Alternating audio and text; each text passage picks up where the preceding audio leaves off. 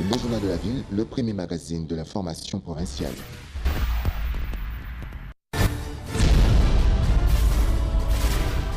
Tout de suite, le journal.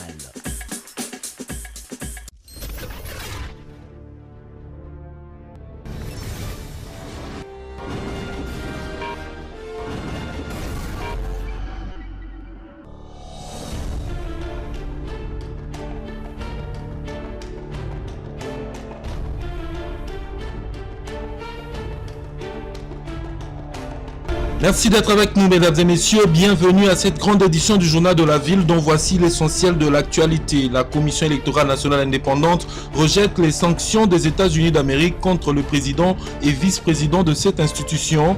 Dans un communiqué de presse daté du 23 février de cette année, la centrale électorale indique qu'au-delà de ces sanctions, elle va poursuivre avec abnégation le processus électoral en cours, fustigeant ainsi les allégations de corruption et ou de violation de droits de l'homme, d'abus ou d'atteinte à la démocratie dans l'exercice de sa mission et auxquels ses responsables sont accusés. Et dans un autre registre, le ministère de formation professionnelle, métiers et artisanat organise l'épreuve préliminaire de l'examen d'État édition 2019 ce dimanche 24 février sur toute l'étendue du territoire national. Toutes les dispositions sont déjà prises, rassure l'inspecteur général à la formation professionnelle, métiers et artisanat. C'est tout pour les sommaires, place à présent au développement de titres.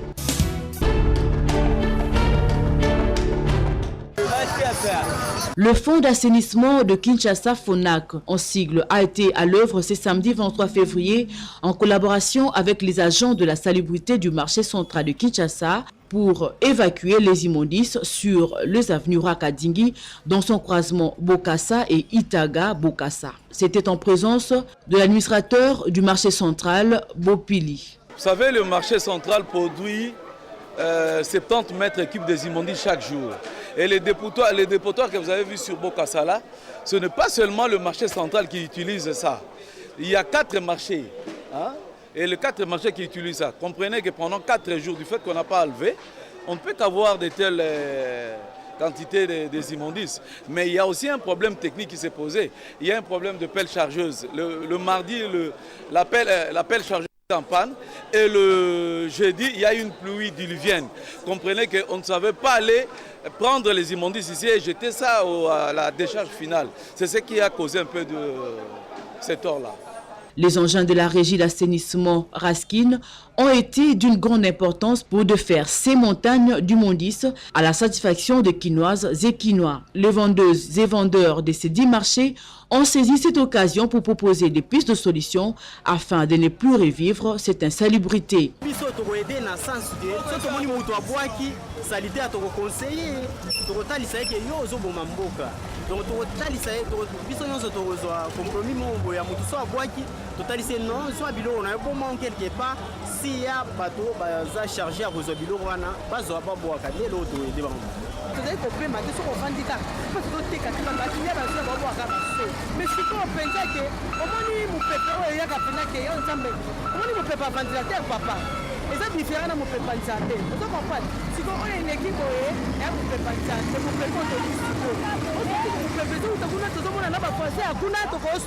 Ceci est un exemple qui doit se répercuter dans les différents marchés de la ville. Les salongos est une obligation tous les samedis dans la matinée.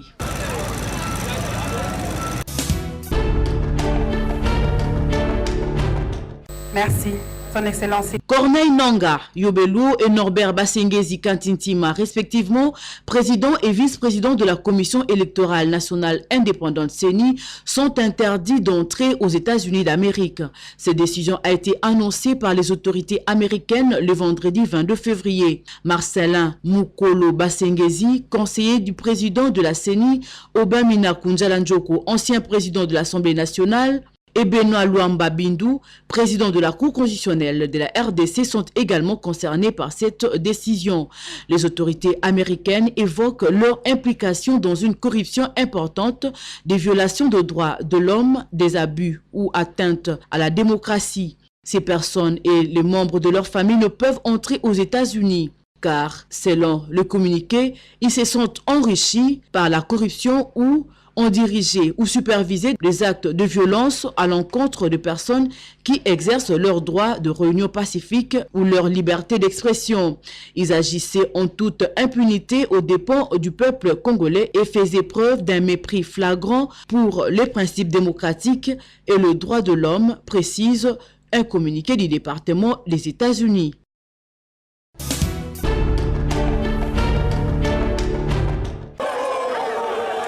C'est dans la soirée du vendredi 22 février que le candidat malheureux à l'élection présidentielle du 30 décembre 2019, Martin Fayulu Madidi, a regagné la capitale congolaise en provenance de Kikwit dans l'ancienne province du Bandundu dans le cadre de sa tournée à travers la République pour réclamer la vérité des urnes.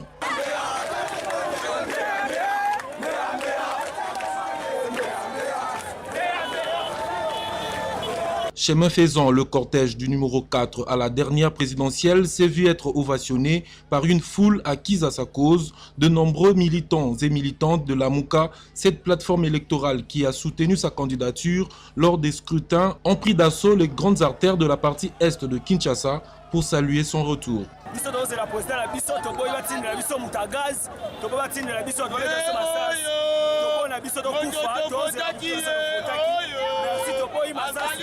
Numéro 4 est Makambo, Babo Yabasambwa, Wabarote Ebiete, Abisoye.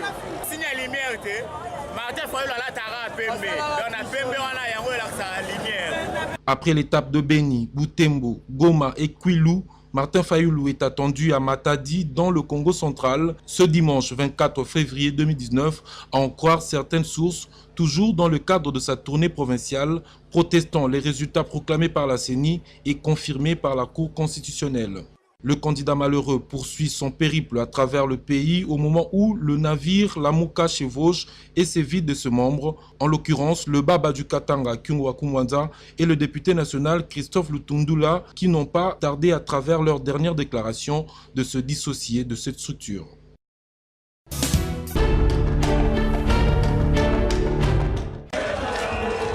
Dans un mémorandum adressé le vendredi 22 février au chef de l'État Félix Tshisekedi, l'association de jeunes professionnels de la Ligue de jeunes de l'Union pour la démocratie et le progrès social, IDPS, a proposé une série de mesures à impact visible qui devraient marquer la première semaine de Félix Tshisekedi à la tête de la République. Parmi les mesures proposées, on note l'identification et la libération de prisonniers politiques ayant purgé leur peine ou amnistiés, ainsi que la grâce présidentielle aux prisonniers politiques ou d'opinion. En ce qui concerne le secteur de l'économie, la jeunesse de l'UDPS invite le nouveau président de la République à faire respecter le SMIG, salaire minimum interprofessionnel garanti, et la mise en application du décret loi numéro 011/37 du 11 octobre 2011 portant mesures conservatoires en matière d'exercice du petit commerce et du commerce réservé exclusivement aux Congolais. Ce jeune propose également à Félix Tshisekedi de diligenter des missions d'audit externe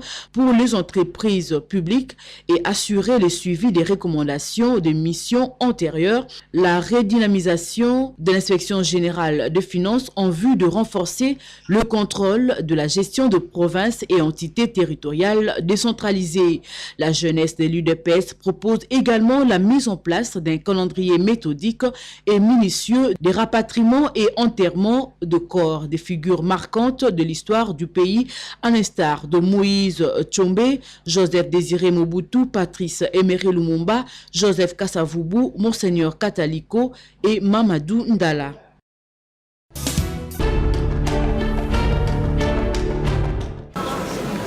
Tout est fin prêt et il ne reste plus que quelques retouches pour que la commission en charge d'élaborer et de rédiger le règlement intérieur de la Chambre basse présente à la plénière les conclusions de leurs travaux.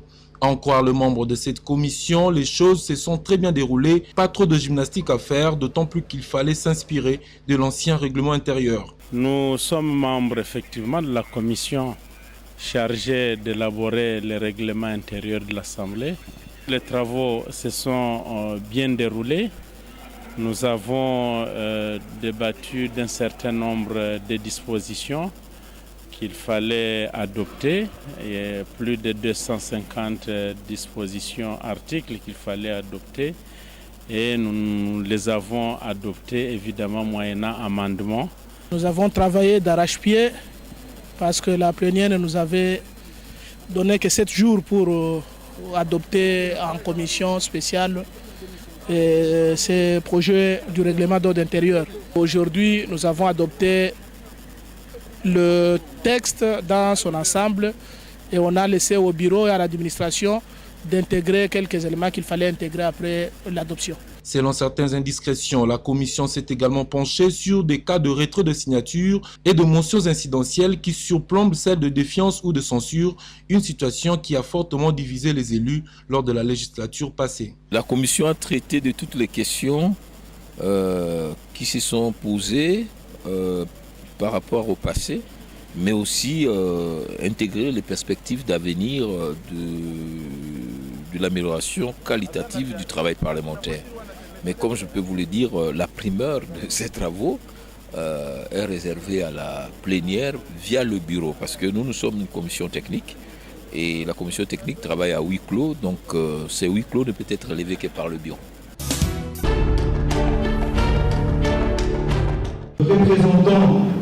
Double cérémonie, c'est samedi 23 février à Kinshasa, la sortie officielle de l'Institut de recherche en géopolitique et études stratégiques IRGES en sigle et le vernissage de la revue Intelligence stratégique, premier et deuxième numéro. C'était en présence de plusieurs autorités et du ministre des Communications, Lambert Mende Omalanga. Intelligence stratégique, par ces quelques gouttes, je te baptise et te mets à la disposition de tes lecteurs que je souhaite le plus nombreux possible et te souhaite bon vent. L'IRGES, créé le 4 juin 2016 à Kinshasa, est l'initiative du professeur Kabuita Kabolo Iko qui, à l'occasion, a souligné l'importance de la création de cet établissement et sa mission. La philosophie de notre institut est de faire de la connaissance et du savoir les vraies matières premières, les vraies matières stratégiques pour le sort de l'État congolais. Lambert Mende parle de sa contribution en faveur de l'IRGES. Depuis maintenant plus de 7 siècles, le bassin du Congo est ballotté par des influences croisées, des intérêts géopolitiques qui ont soit gravité autour de ce qui est aujourd'hui la République démocratique du Congo, soit s'en sont simplement servis comme d'une banale rampe de lancement de nouvelles conquêtes aussi bien en Afrique qu'ailleurs dans le monde. Pour sanctionner cette double cérémonie, un diplôme de mérite était décerné au ministre Mende par l'IRGES pour son accompagnement à la recherche.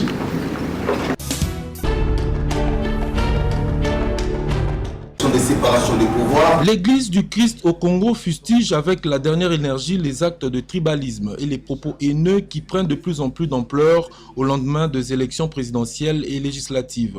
Ce comportement néfaste et teinté d'antivaleurs s'est amplifié lors de la campagne électorale et a mis aux prises le peuple Luba du Kasaï en opposition des Yaka de l'espace Bandundu, une situation que déplorent les pères de l'Église, spécialement ceux de l'Église du Christ au Congo. Christ, qui est le patron de l'Église, est venu pour briser toutes les barrières raciales, tribales, claniques et sociales. Voilà. C'est ce qui fait que sa venue a fait que tous ceux qui le reçoivent comme Sauveur et Seigneur appartiennent à une même famille. Cela veut dire que l'Église, qui a Christ comme patron, ne peut pas aller à l'encontre de la mission de Christ. Et parce que Christ est venu faire de tout le monde un même peuple, l'Église est là pour encourager la vie en communauté. L'Église est là pour encourager que nous puissions nous supporter, peu importe nos convictions religieuses, peu importe notre appartenance tribale ou clanique. C'est ce qui fait que de la même manière, l'ECC condamne avec force cette tentative de corruption, toute tentative aussi des divisions tribales ne peut qu'être condamné. Se voulant une église au milieu du village, les CC appellent les uns et les autres à l'apaisement en vue de construire ensemble le pays dans la paix et l'unité. Il importe de signaler que dans cette perspective, les CC envisagent tenir dans les jours qui suivent un cadre de concertation et de réconciliation post-électorale avec toutes les parties prenantes de la société civile et des professions religieuses en vue de juguler les différents maux qui gangrènent la société congolaise.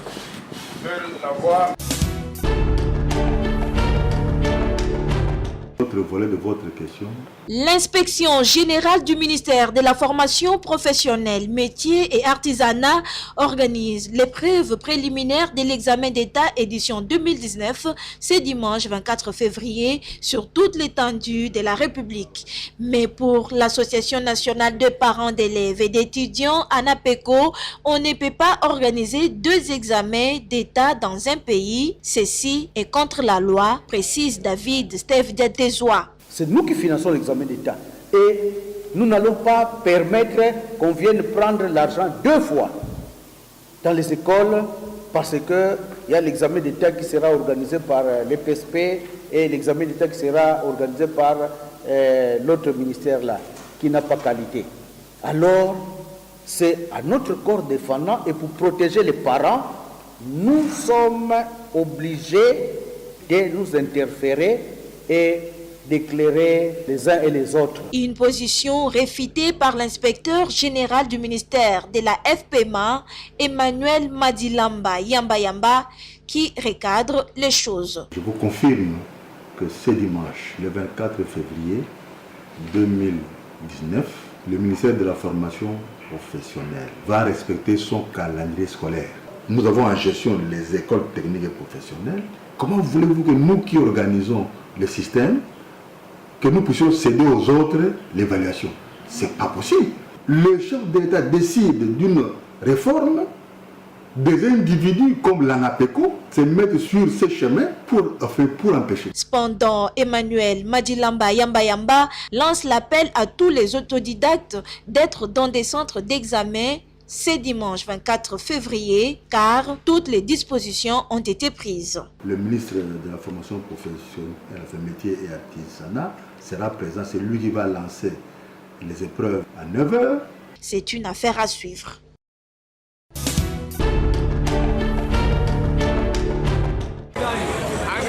Nous sommes dans la commune de Kimbatseke, précisément à Kingasani. Ici, les tracasseries routières battent en plein et à l'origine de cette pratique, les agents de circulation routière commis à cette tâche qui extorquent, à en croire la population de ce coin, les chauffeurs taxi, taxi-bus, même et surtout ceux de taxi-moto communément appelés Wewa.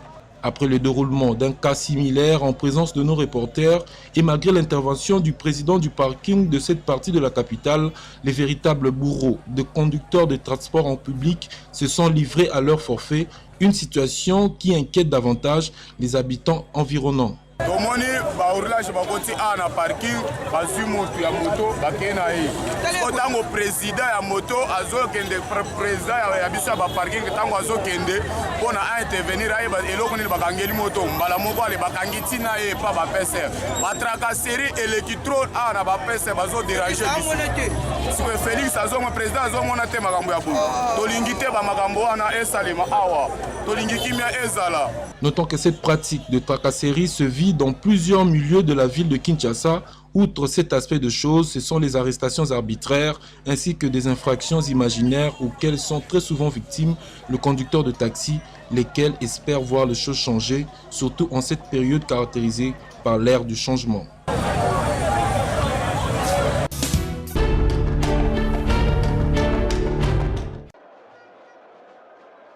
Dans le cadre de la 21e journée de la Linafoot Vodacom Ligue 1, une rencontre est prévue le dimanche 24 février au stade de Martyr qui va opposer le Daring Club Motema Pembe d'SMP et le FC Renaissance. Un derby qui suscite plusieurs réactions et oppose leurs supporters. Le vert et blanc ont le moral au zénith et ne jurent que sur leur victoire. On gagne bango le à 2 buts à 0. Renaissance ataye nini qu'il plaît qu'il neige. Le Rennais, quant à eux, font de pronostics en leur faveur. Lobi pena to bengi tous les Rennais baya et belé to bisa stade sana ko bilenga Renaissance zoni. Imana lobi kita mata pour la nega 3-0. Lobi dimanche boye belé parce que supporter Renaissance no boya to bengi bino boya. Bon c'est peut-être équipe na bino. Match za bien to gagner mana. Imana le côté. Bien même en souhaité Renaissance a gagné match parce que Renaissance au Tali niveau ça ina ngona niveau comme na ngoto senti ya équipe maximum va jouer. Et ben délire changer makasi. Mana apprendre à rendre match en conscience. Pour ceux qui a sali carrière pour risquer à la contre FC Renaissance. Les deux équipes appellent leurs supporters à assister nombreux à ces grands matchs. Pour rappel, le même dimanche 24 février, le FC Sangabalende jouera en Mbuji-Mayi contre le tout-puissant Mazembe et le vieux club sera reçu à Lubumbashi par le FC Lupopo.